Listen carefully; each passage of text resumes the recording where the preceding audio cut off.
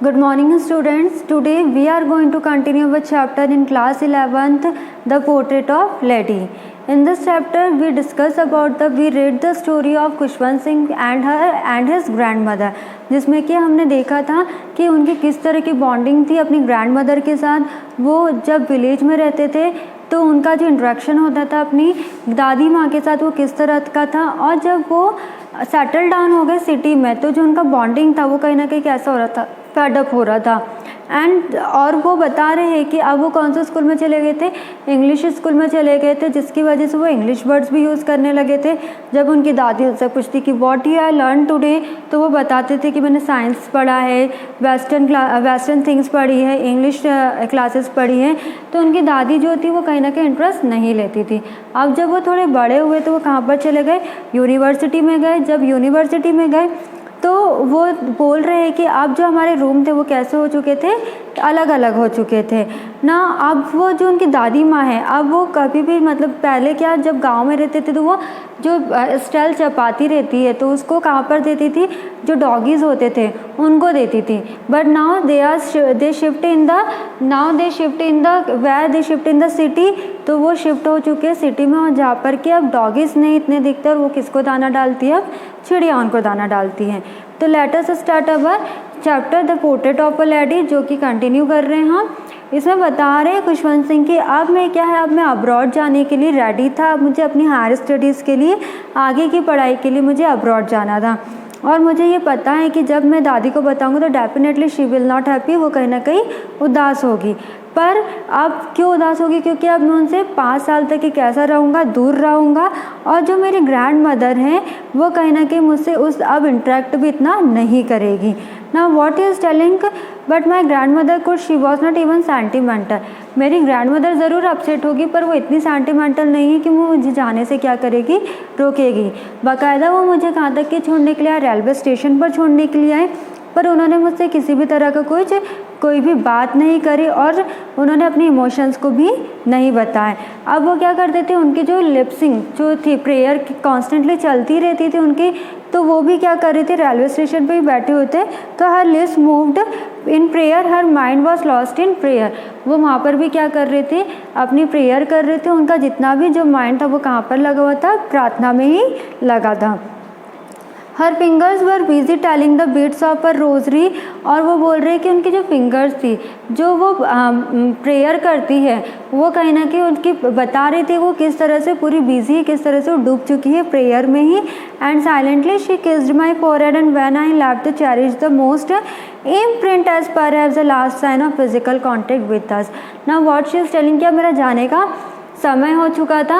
तब मैं जब जा रहा था तो उन्होंने मुझसे किसी भी तरह की कोई बात नहीं करी। Just she give me a forehead किस एंड आई लेफ्ट।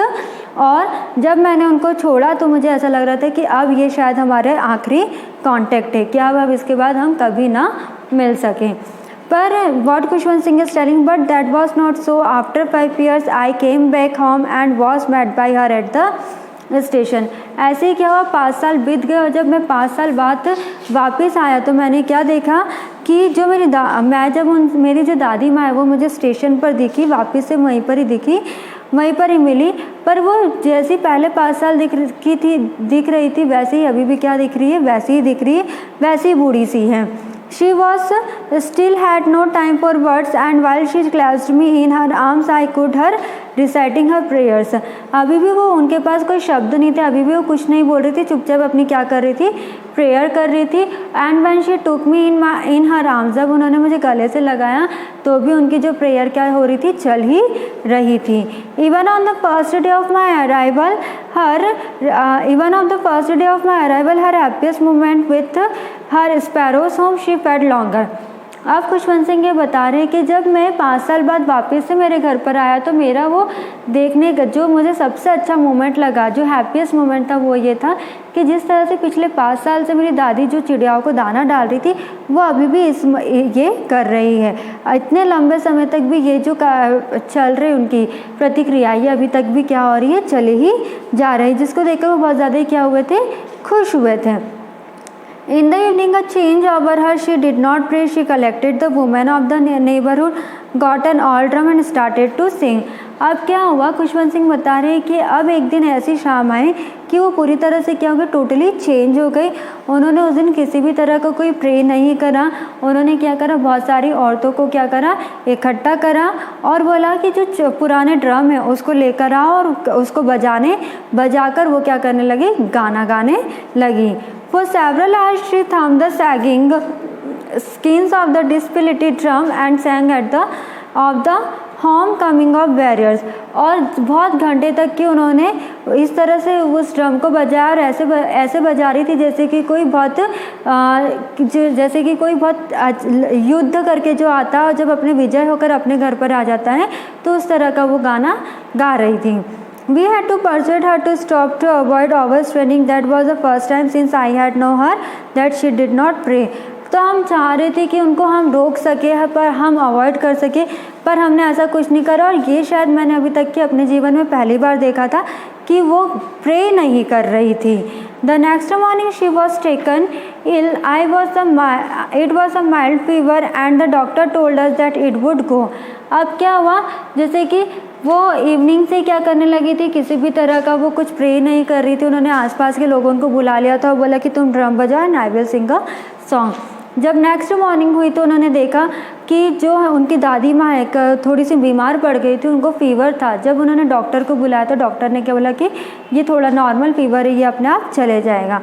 पर उनकी ग्रैंड मदर को कहीं ना कहीं ऐसा कुछ फील हो गया था कि she told us that her and was near. तो उन्होंने ऐसा बोला कि अब शायद मेरा नज़दीक समय आ गया, अब मैं ज़िंदा नहीं रह पाऊँगी।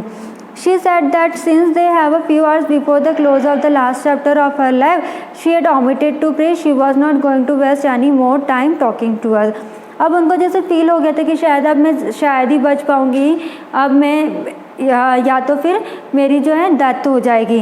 तो उन्होंने क्या करा, अब मेरे ज़िंदा रहने के कुछ ही चांसेस बाकी है, कुछ ही घंटे बाकी है, तो मैं अपने जो जीवन का अंतिम अध्याय है, जो लास्ट चैप्टर अपनी लाइफ का, वो किसी भी तरह से किसी से बात कर अपना जो टाइम है उसको वेस्ट नहीं करूँगी। मैं क्या करूँगी, जो मेरी प्रे छूट गई थी उसको क्या करूँगी, कंटिन्यू करूँगी। We protested but she ignored our protest. She lay peacefully in bed praying and telling her beads। हम लोग ने उनसे लड़ाई भी करी कि आप ऐसे क्यों बोल रहे, ऐसे मत करो, ऐसे कुछ भी मत बोलो, पर उन्होंने हमारी प्रोटेस्ट जो हमने लड़ाई करी उसको ध्यान नहीं दिया और वो कंटिन्यूसली शांतिपूर्वक क्या करने लग गई, बेड पर लेट गई और वहाँ पर क्या करने लगे, प्रेयर करने लग गई। Even before we could suspect her lips stop moving and the rosary fell from her lifeless finger. जब हमने उनको देखा तो वो क्या हो रहा था, उनका जो लिपसिंग का मूवमेंट था वो क्या हो गया था, रुक चुका था, और जो उनकी फिंगर भी जिस तरह से मूव कर रही थी वो भी क्या हो गई थी, रुक गई थी। हम समझ गए थे कि अब वो क्या है, खुशवंत सिंह क्या बोल रहे हैं, अब हम समझ गए थे, we knew that she was dead. हमको समझ में आ गया कि अब वो क्या हो गई, उनकी डेथ हो गई है। We lifted her off the bed and as is customary laid her on the ground and covered her with red stone. अब वो बता रहे हैं कि जिस तरह से जो हिंदू कल्चर में होता है कि जब किसी की डेथ हो जाती है तो उनको पलंग से नीचे उतार कर रख देते, तो उसी तरह से हमने कस्टमरी वे में हमने उनको बेड पे से उठाया और नीचे ज़मीन पर रख दिया और उन पर जो रेड श्राउड रहता है, लाल कफन होता है, वो उड़ाकर ढक दिया। After a few hours of morning we left her along to make arrangements for her funeral.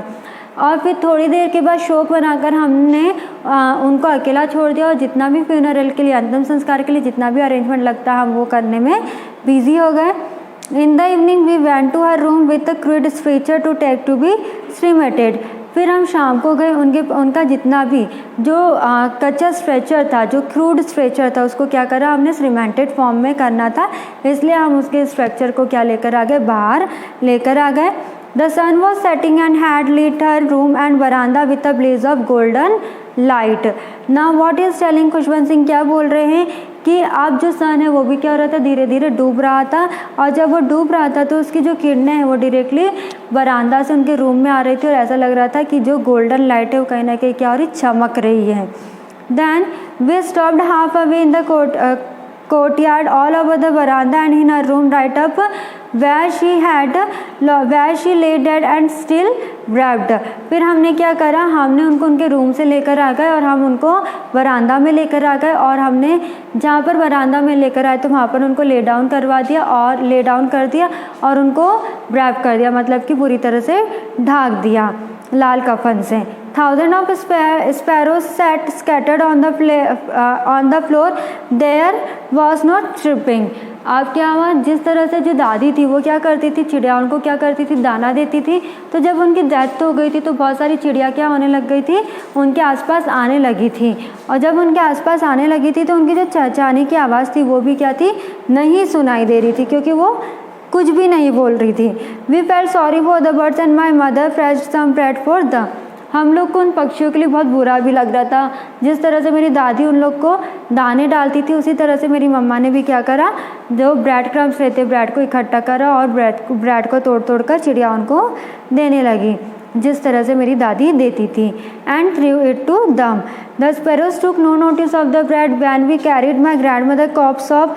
तो जो स्पैरो थी उन्होंने किसी भी तरह का रिस्पॉन्स नहीं दिया और जो मेरी दादी माँ को जब हम लेकर गए तो वो क्या थी, चुपचाप वहाँ से उड़कर क्या हो गई, चली गई. और जो ब्रेड क्रम्स बचे हुए थे नेक्स्ट मॉर्निंग जो स्वीपर था उसने उठाकर काय में रख दिए, डस्टबिन में रख दिए. Understood this much the story of the portrait lady. किस तरह से खुशवंत सिंह ने अपनी स्टोरी बताई अपनी ग्रैंड मदर की, किस तरह से बताई उन्होंने कि उनका जो बॉन्डिंग था, उनका अंडरस्टैंडिंग लेवल था चाइल्डहुड में कैसा था और फिर किस तरह से फेड अप होने लगा और किस तरह से उनकी जो दादी माँ की डेथ हो रही थी वो किस तरह से हो गई थी. Understood this much. अगर हम बात करें हमने किस तरह के फेसेस देखे जब जो ऑथर थे, जो खुशवंत सिंह थे, जब वो हायर स्टडीज़ करने के लिए अब्रॉड जा रहे थे तो हमने ये फेसेस देखे कि जो ऑथर और उनकी ग्रैंड मदर का रिलेशन चाइल्डहुड में कैसा था, बहुत ही अच्छा था, बॉन्डिंग लेवल उनकी बहुत स्ट्रॉन्ग थी. पर जब वो सेटल डाउन हो गए सिटी में तो कैसे हो गया, जो बॉन्डिंग थी वो कहीं ना कहीं पैड अप हो रहा था. और जब यूनिवर्सिटी और हायर स्टडीज़ के लिए वो अब्रॉड चले गए तो पूरी तरह से क्या हो गया था, पैड अप हो गया था जो उनका रिलेशन था.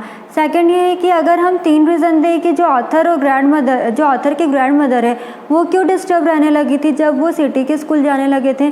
वो इसलिए डिस्टर्ब रहने लगी थी क्योंकि जो सिटी के स्कूल में उनको जो म्यूज़िक क्लास मिलती थी वो म्यूज़िक क्लास कैसे मिलती थी कि जिसपे कि उनकी दादी माँ को लगता था कि जो बैगर्स होते, जो बैगिंग करने वाले होते हैं उनके लिए ये म्यूज़िक रहता है.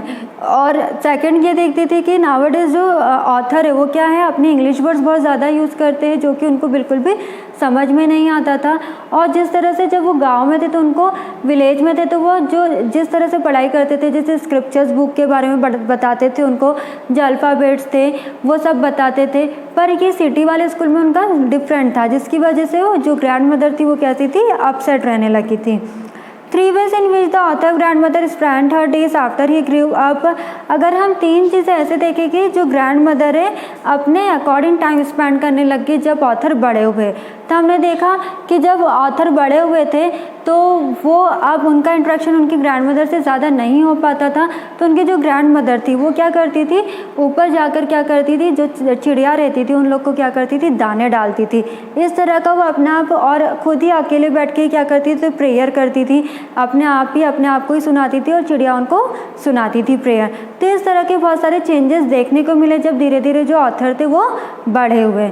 सो today we completed our the portrait of a lady in class 11th. आज हमने हमारा ये चैप्टर जो है वो कंप्लीट कर लिया, पोर्ट्रेट ऑफ अ लेडी, ये वाला chapter. I hope you understood this chapter. In next class we will start our new chapter.